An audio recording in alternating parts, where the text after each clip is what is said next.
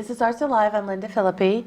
My guest today is Jenny Berg, director of the McMinnville Public Library, and she has brought her date, which is one of the lovely pavers that are part of the library project. So Jenny, welcome. Thank you. It's good to be here again, Lynda. And you can introduce your personal guest here. Right. So this is one of the pavers. The last time I was here, we talked about the library plaza project. And these are pavers that are going to be installed in the entryway of the plaza. And this one is in memory of Anna Helen. She was someone who donated some money to the library, but what we are doing is selling these pavers. People get to choose their book title, and then it'll be put in the plaza for forever. So the way it works is you choose your title and then the author and then the patron, you, down here. Right, and so people have been putting some individual names, family names, you know, the Smith family, for instance. Sure. And if somebody wants to buy one of these, how do they do it, and how do they know that their favorite book hasn't already been chosen? Right, so they can come into the library, and this has been displayed in the library lobby. We wanted to make sure that people had an example of it to show that it's not one of those little bricks, which I usually, when I say a brick or paver, that's what people think of. These are big, 4 feet long. They could come into the library and pick up an order form, or they can go online to maclibrary.org, and there's a link right on our homepage that will take them to the order form.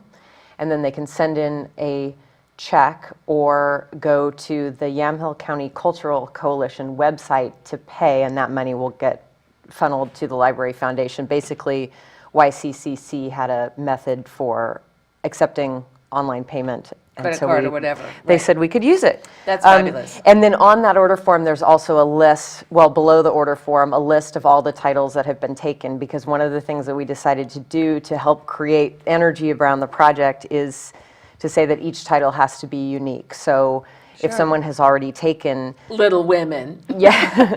then you need to come up with something else, and that also hopefully gets people excited early on to make sure that they choose their title. Exactly, I love it. I think this is, I mean, this is such a tangible thing. Yes. It's going to look so good. Right, so that's the other thing, is these pavers are actually going to be coming in different colors. They're all sort of this muted earth tone, and the colors are also in the library lobby.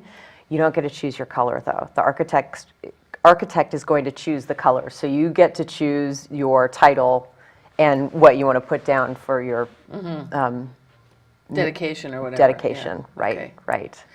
Well, this is fabulous. Now let's talk about, where will these be installed? So they're going to be installed at the front entrance of the library, but through that whole area where it's right now, it's a covered but open area. And there are actually 5 posts that are facing out to the parking lot, and these will be lined up along that. So it'll look like a line of books. And we've got Andrea LaRue of Nectar Graphics. She's designing various templates for the books. Oh, okay. So they won't all be this same, but they will all be designed to look like a book spine. Oh, I love it. I think this, it's, you know, you always think, okay, I can picture it, but then when you see it, it's even better. Right, I love it. It is.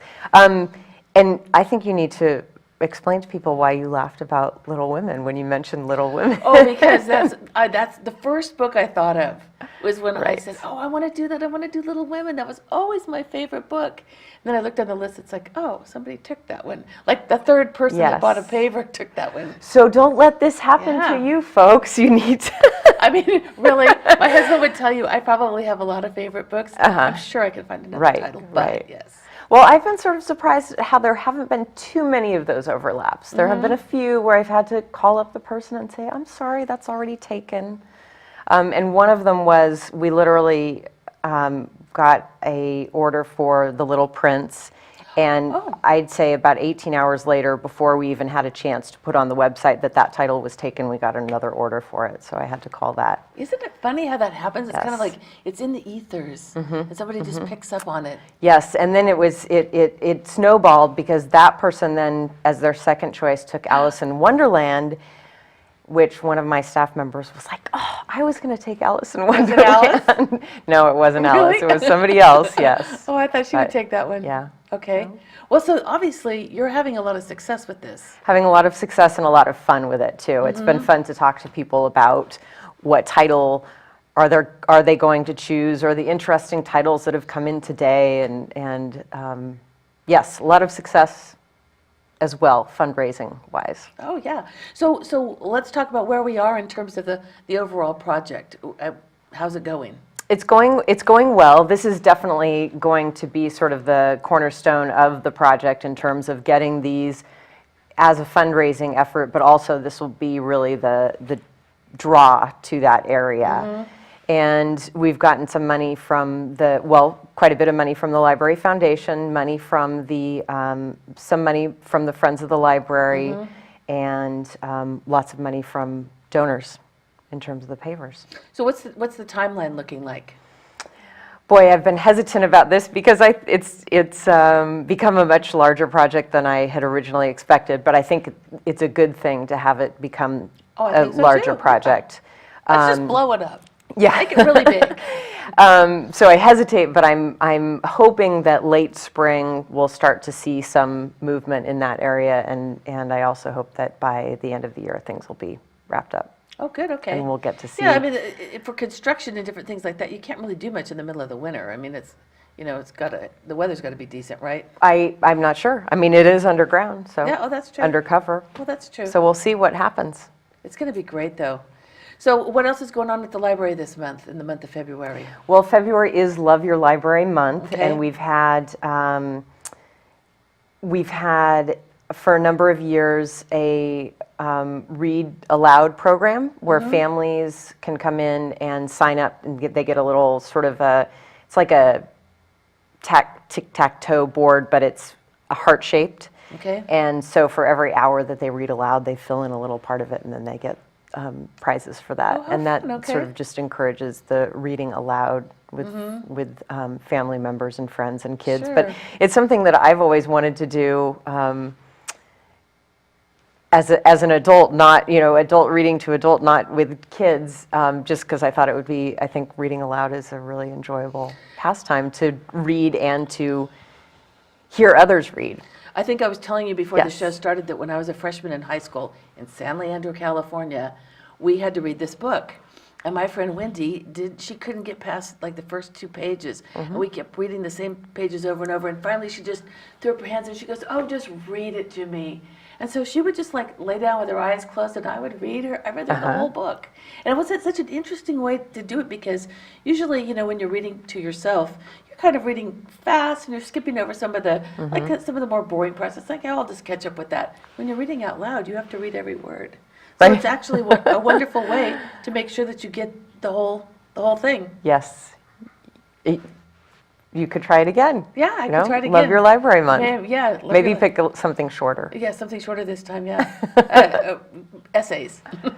Sure. Something like that. So, and you also have the ongoing conversations at the library. Right, we do have this coming weekend on Sunday, we have a conversation project that is, the title of it is Why There Are Not More Black People in Oregon, and it's basically experts in the field come and talk about the historical reasons and what the state looks like today, and then we sit around in a circle or in groups and discuss it. So it's we're doing more in the library with trying to interact and engage more so. Getting the community in, it's not just come check out a book and go. Yes, well, definitely getting the community in, but and this has been a focus for a couple of years, is bringing the library outside to other venues in the community with our poetry reading nights and our prose nights and things like that. I mean, it feels like every time I turn around, there's something with the library. So you're very proactive, and I feel like Yes. you're, really out there in the community. Yes, we want to engage people. So, as the director of the McMinnville Public Library, I'm going to ask you this question. Do you have a favorite book of all time? I don't have a favorite book of all time. There's too many to choose from, and I think that there's probably a lot of people that feel that way. But I did buy a paver, and my title is The Life of Pi. And I chose that because it was a book that I read for the book club that I'm in, the amazing book club that I'm in. And I thought, okay, that's a good story. And then I went to the book club, and it just completely changed the story. And I realized all these layers beneath the main story. And so that as an idea about what fiction can do for people really stuck with me. And so that was my reason for choosing That's it. a really good book, and that's a great way to describe it, too, because did you happen to see the movie? I did. Amazing movie. Yeah, I think that they did a really good job with the movie, Yes. but yeah, and then at the end, when it turns out that it's the people, and then you have to look at it a whole new way, say, what was that? Yes. Oh, okay, yeah. Yes. That's great. It's kind of embarrassing for me as a library director to admit that I didn't get that, but my excuse is that I finished the book just like right before book club started. I was gonna so say- I didn't have any chance to really mull it over. I think anyone who's in a book group knows this. It's like, oh God, it's tomorrow. Right. All of a sudden you're up till 2 a.m. reading, thinking, Yes. I'm going to do my best to fly through this thing Yeah. just so I don't sound stupid. Yeah, Right.